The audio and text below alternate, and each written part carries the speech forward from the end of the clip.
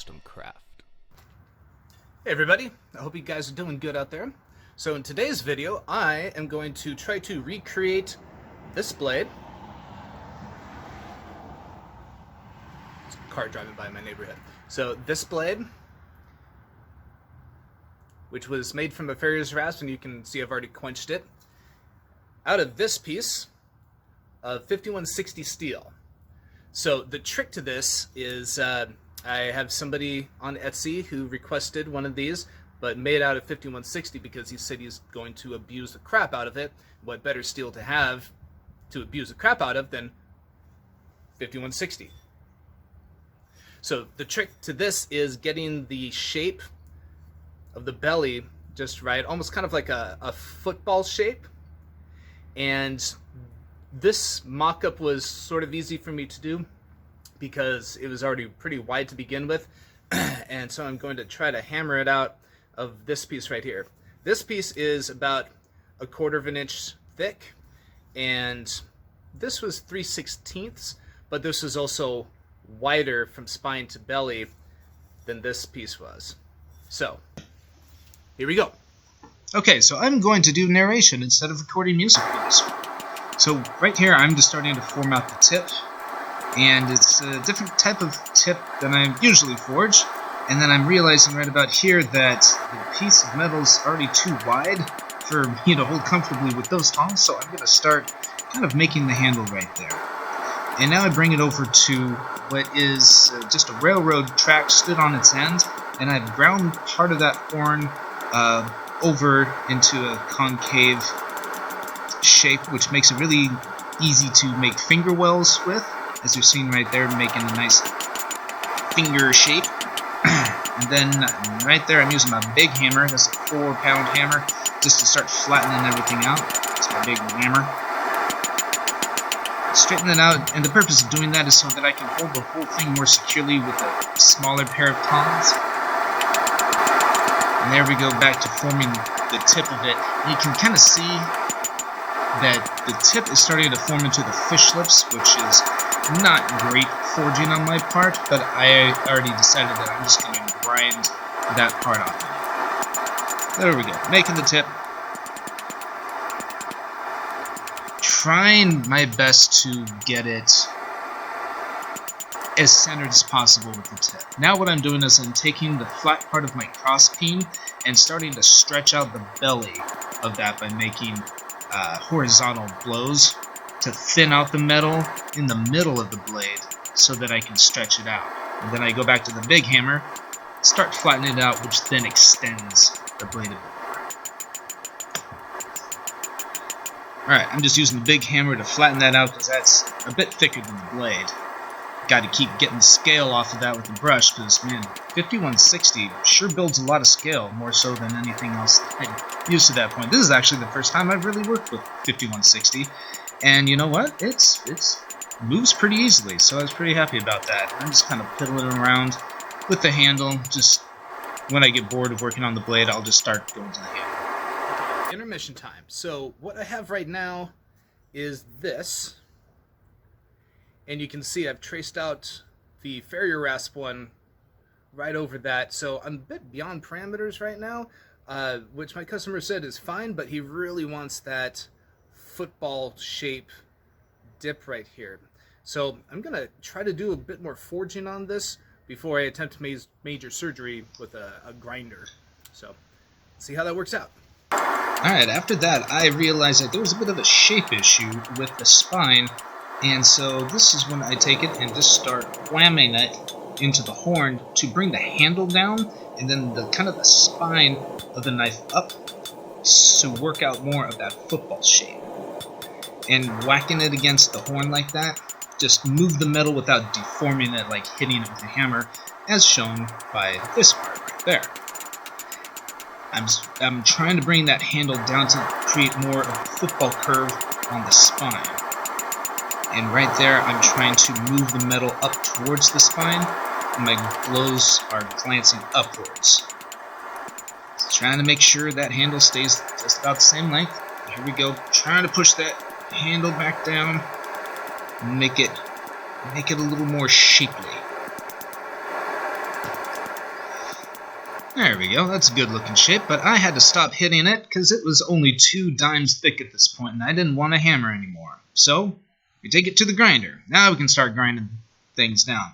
I was pretty pleased that I was able to get pretty much the shape of it just by forging and not having to do much grinding. So, there we go, that looks better. I've been sending picture updates to my clients, asking them, does this look good, does this look good? And he said, it looks great, just try to get more of that football shape. So, definitely had to do some grinding surgery on it. But he was thumbs up behind me all the way.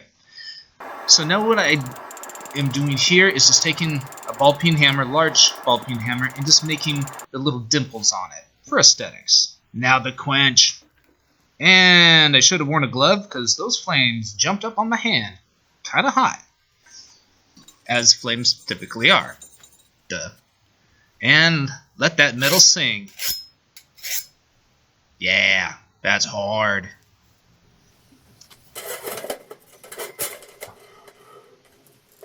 Alright, next thing I'm going to do, so that's all of the oil that got burned onto there. I am taking, that's just a wire wheel, and I'm trying to get all of that shiny stuff off of there, but still leave kind of the Brute de Forge gray scale on there. That was a request of the customer to have it continue to look like that. Now I'm just taking some steel wool, a little bit of water, and getting just another layer of that off so that we can see some metal underneath of it. Yeah, there we go. Alright, and now it's time to grind the bevels. And this was kind of tricky for me because I usually grind like, 1.5 wide, 2 inch wide bevels all the way up, but the customer just wanted them about 1/2 inch to maybe 3/4 inch from the edge on up. I succeeded. Now I'm putting in the final edge. Now the fun part, hand sanding. So we're starting out with 180 grit. Flash forward a little bit. There's our 180 grit finish. I'm going to go up to about 400, but at this time I realized I should probably do the handles. So there is my couple of scales of ebony with brass tubes. What I'm doing right there is I'm actually beveling the part right up close to the blade in the front of the handle at 45 degrees. Because you can't do that once the blade's attached, as I've found out. So this is 5-minute epoxy. I did something to it to heat it up. For whatever reason, it started setting almost as soon as I started putting it down on the knife, and I almost didn't make the fit. Luckily I did. You can see me putting the clamps on there. And luckily for me, it all set. There were no gaps. Everything was flush. Whew! That would have been disastrous if it had gone awry. Alright, here I'm just sanding some things down, getting rid of that excess epoxy around there, using an old 36 grit belt just to get that part all done. Now once again I go back to the 45 degree angle and just kind of put bevels all the way around, and I found that really helpful to do because you spend less time hand sanding the edges round and smooth. Here, just touching up what I did on the grinder, just making it a bit more smooth. Now, I'm sorry, this does sound like a dentist office, but that's just my Dremel on 4 times the speed. So, customer and I talked about having a grip on the knife, and he left it up to my imagination, so I just put these dimples in the spine and then the belly of the handle, because ebony's pretty oily wood and can get slick, and it doesn't take much to sand it down smooth. So just having those little dimples in there help hold it. Now we're going back to hand sanding. So now we're up to 220 grit.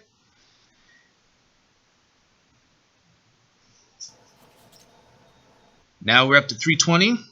And I said we're going to go all the way up to 400. So after 320, it's starting to look pretty nice. Got a lot of the major scratches out of there, so you can see the reflection of my hands. I'm not sure what I was trying to do with my hand there. Alright, now we're up to 400. A little bit of water. Get that grit going nice on there. And we got shiny.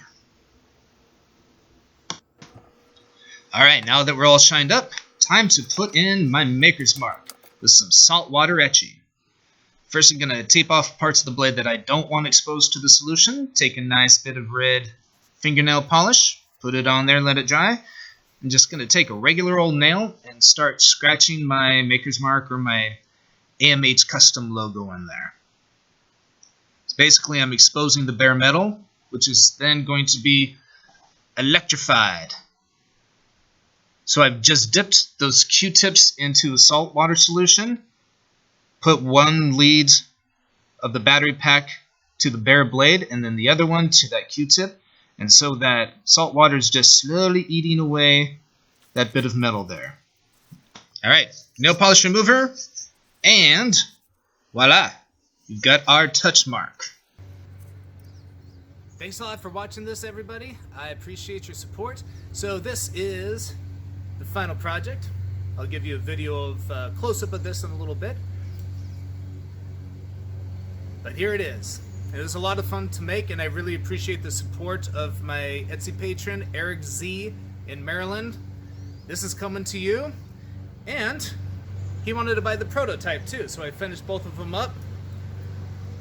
So these are coming at ya.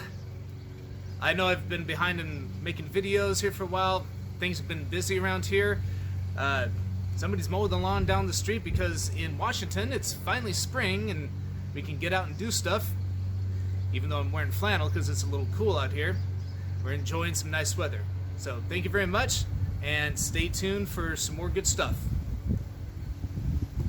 Now it's the epilogue. So, unfortunately, you can see we didn't get that big round football shape like we originally set out to do, but it's still kind of a football shape, just with a little air taken out of it. Most importantly, the customer really likes the shape. I didn't talk too much about dimensions in this, but what we ended up with was a cutting edge of about 7 inches, another 6.5 inches on the handle. The overall length was just about 14 inches that I measured. So I was able to take that bit of bar stock that was 2 inches wide and a 1/4 inch thick. I smashed that down to about an 1/8 inch thick, and then also added another 3/4 of an inch to the width of it. So from spine to belly on that thing, that's 2 3/4 inches. Thanks a lot, you guys. Appreciate you, and we'll see you next time.